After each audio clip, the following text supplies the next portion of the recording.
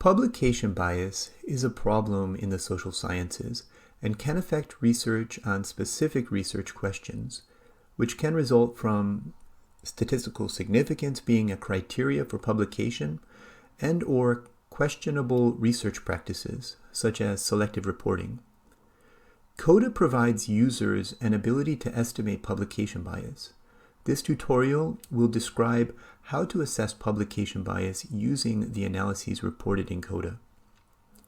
After you have conducted a meta-analysis using CoDa, make sure you have not selected any moderators in your meta-analysis or your meta-analytic model.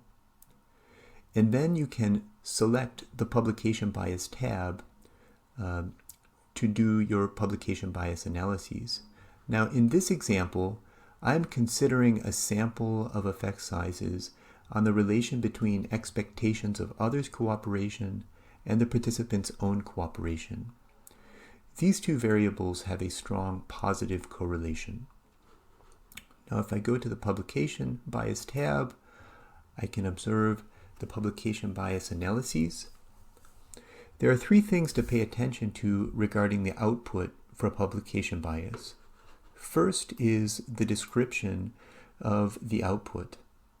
The second is the table of the results, and the third is the funnel plot. Now, the description of the output reports results from Kendall's tau rank correlation, Egger's regression, and trim and fill. Now, Kendall's tau examines whether the observed effect sizes and the corresponding sampling variances are correlated. A high correlation would indicate that the funnel plot is asymmetric, which may be the result of publication bias. In this example, you can see that Kendall's tau has a statistically significant negative relationship, which could be an indicator of possible publication bias.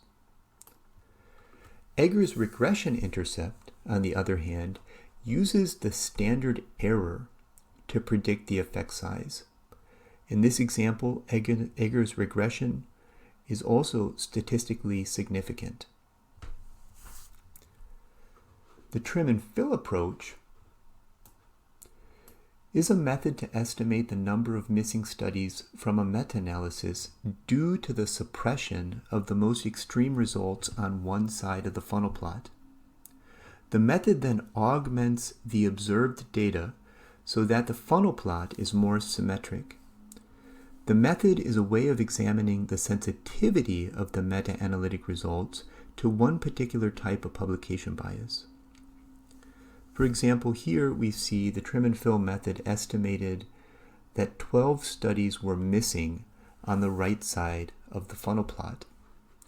You can then go here and select this button to input the estimated missing studies in the funnel plot.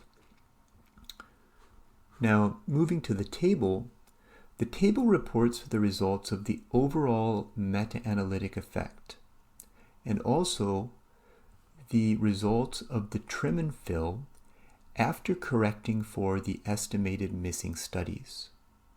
Here you can see these estimated missing studies have been added to the 52 studies of the original meta-analysis, and that it's estimating a larger positive or stronger positive correlation between these two variables. The table also reports the Henry-Kopis method. Let me briefly describe the Henry-Kopis method. In a random effects meta-analysis, the weights assigned to smaller and larger studies become more uniform as heterogeneity increases in the sample of effect sizes. This creates a situation where the estimated average effect could be influenced by certain forms of publication bias. The Henry-Kopis method takes a different approach to estimating the average effect size that can address this problem. The method provides an estimate of the average true effect size based on inverse variance weights used in a fixed effects model, which these do not consider the amount of heterogeneity in the sample. The amount of heterogeneity is still estimated, however, and used to calculate the standard error of the estimated average effect and the corresponding confidence interval.